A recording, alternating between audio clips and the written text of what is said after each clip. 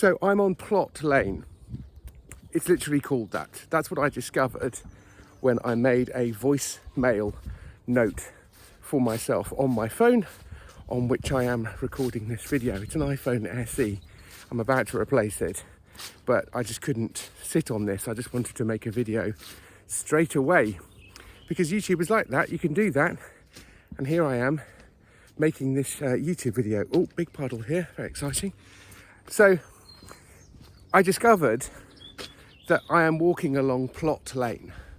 Okay, so that's where I've come from and that's where I'm going. The sun is up there in the sky. And the reason I discovered that is because I made a voice note for myself, and then it kind of creates a title for it, and it's always based on where you are because it has no other way of titling it. And I thought, oh, Plot Lane, that's interesting. And let me tell you why in a moment. Because what was the voice note that I was capturing? Well, it was about how we've lost our way in situation comedy for two reasons. And this has become obvious to me as I've been writing on my blog, The Situation Room, and I made this big long video on my YouTube channel about what a sitcom is.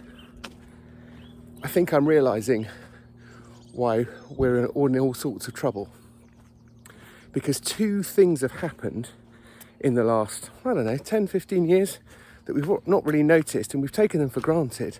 And I think they're a bit of a problem, actually. So the first thing is, we know situation comedy is about characters, not the situation. Secretly, I think it is about the situation. Anyway, but we know characters are really important. That's why people stay. You think about Del Boy and Rodney or Victor Meldrew. You don't think about Only Fools and Horses or One Foot in the Grave. You don't think about Keeping Up Appearances. You think about Hyacinth Bouquet. So you've got these characters.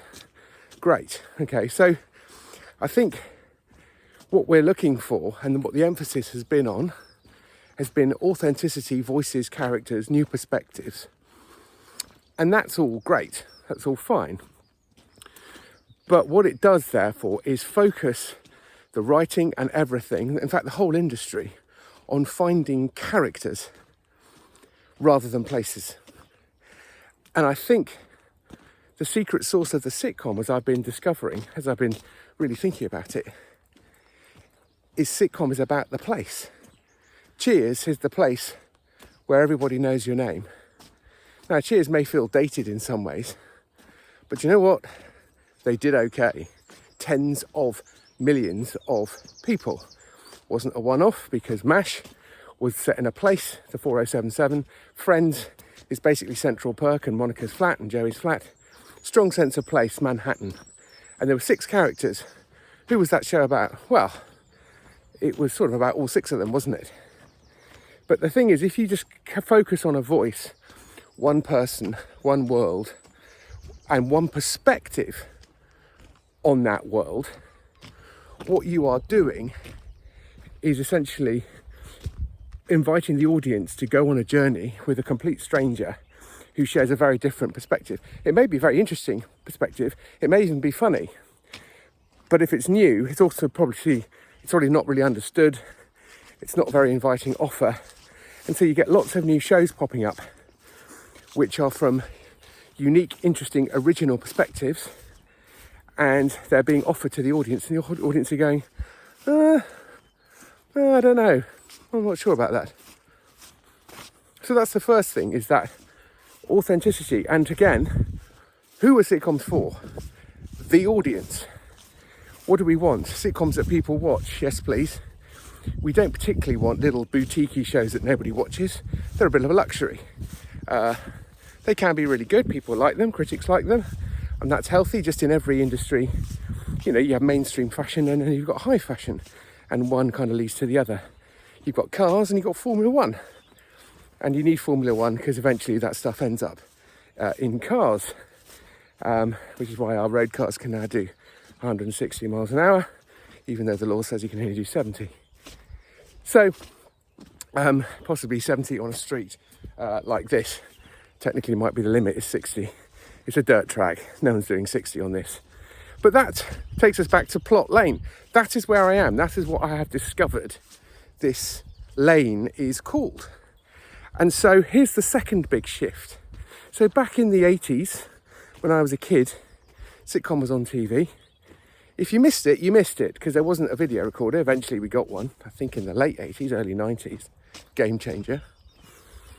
But what that meant was every episode had to stand alone, completely on its own. And every episode could be shuffled, and there's not really a huge difference between episode 4 of series 1 and episode 5 of series 4.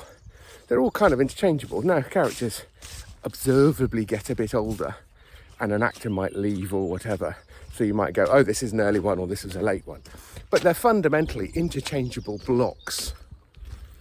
You are not following the hero going on a journey. So Alf Garnett from In Sickness and in Health, who then, Till Death Do Us Part, who then becomes Archie Bunker for our American viewers. He's the same every week. He doesn't learn anything. He isn't going on a journey. There's no eventual level of self-awareness in that character. They just keep going and going. Every episode is the same. And so it's a little happy meal, isn't it? That's what I always call it. A sitcom is like a happy meal. You know what you're getting. Each one's the same as the last one. Sorry, it's a bit muddy here. Squelch, squelch, squelch. You see, plot lane is a bit of an effort, isn't it? Thank you, Art. Thank you, Jesus, for that metaphor that you've just handed me. Going on a journey with someone is quite a big deal. And that is what streaming offers. That is what iPlayer offers, is you can now have episode 1, which is your setup episode, and you follow this interesting, authentic character off on their journey, and we're suddenly trying to make sure we watch them in order. If you create a show like that, again, that's fine, you do what you like, you're inviting someone to come on a journey with you down and up plot lane. Now, do you want to go on a long journey up plot lane with someone you don't know? With someone who is actually possibly very different from you? Now, it may be beneficial, it may be educational, it may be socially very positive, but this is entertainment we're talking about. And you've just had a long day at work and you just want a bit of a laugh. So you want to hang out in a regular place with some friends.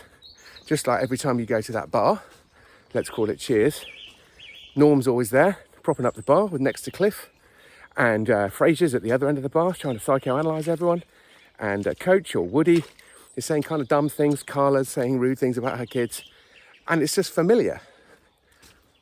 That's what we want, isn't it? I think that's what we want. And so because of these changes, because of the desire for authenticity, that's the first thing.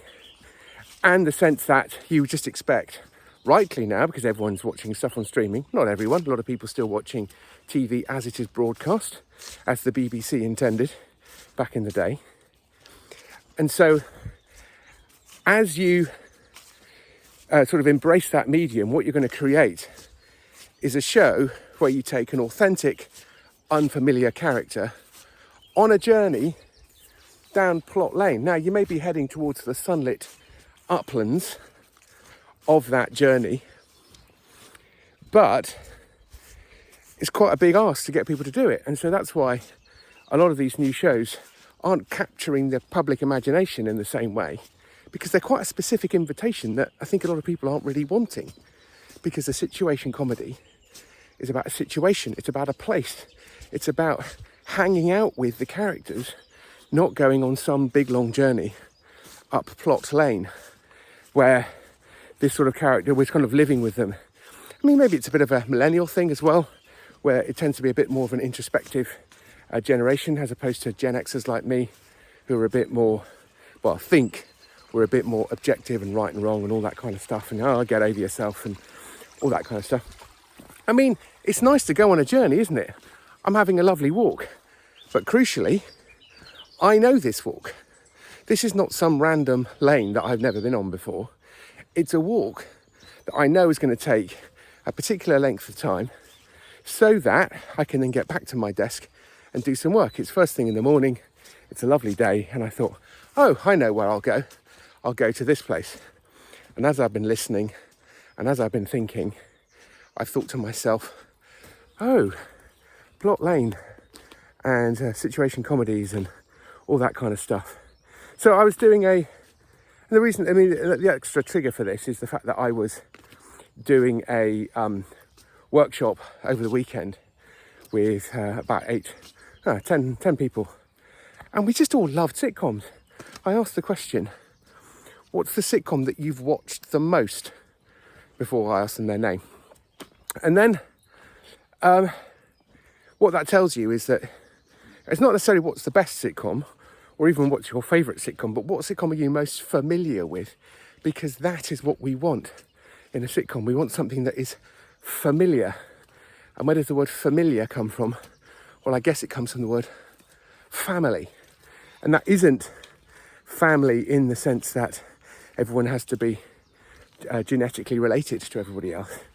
But any sitcom in a precinct, in a place, functions as a family. Parks and Recreation, Brooklyn Nine-Nine, Modern Family is a family, literally, of course. Cheers, family. MASH, kind of family. There were kind of authority figures and essentially kids running around mucking about and showing off, even though they're at a very serious 4077 mobile hospital in the Korean War. So that's the thought that I wanted to capture on my walk down Plot Lane on my phone, the iPhone SE, which is knackered and the camera's not very good, but it's good enough for you to get the idea. And actually what this also demonstrates, if you've watched all the way to the end, picture quality, production values don't really matter very much. I remember in the UK watching American shows and they were all a bit fuzzy because the definition of their screens was slightly lower than the definition of our screens. Didn't matter. It's all about characters. It's all about the place. It's all about the jokes. And that all comes with familiarity. And so the technology, which again, people are thinking, how can we use tech to cut our costs to do this, that and the other? That's all fine. I think we need to do that. But we've lost sight of why people are watching situation comedy. And it's not crash bang wallop excitement. I've actually written a sitcom called Bluestone 42, which has a bit of crash bang wallop in it. And it's not about a character going on a huge long journey and we're following them. That could be interesting. It's not really a sitcom though. So I think we're kidding ourselves if we think we can save sitcoms with technology. I think the way to save sitcoms and have more of them, because everybody's noticing we're not getting them.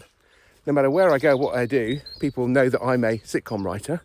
And they say, always these exact words, so what are you working on at the moment? Not a sitcom. Why not? Because they're very, very hard to sell at the moment. And I think the reason for that is nobody really knows what they are. Anyway, the sun is at my back. So just to finish off this, so I'm going to run some more workshops about sitcom. And I'm not trying to work out how to write a sitcom that has one protagonist going a long journey. That's not a sitcom. And so the workshop I did the other day, it didn't have that element. I'm just like, no, I think people still want the original sitcom situation. And I think we can make those ourselves, by the way. As I've said, the technology doesn't matter. I think you can make a sitcom on a phone now. I think that will be fine. You can stick it on YouTube. Don't try and make a TV show, make a YouTube sitcom. Don't try and make a radio sitcom, make a podcast sitcom, make an audio sitcom.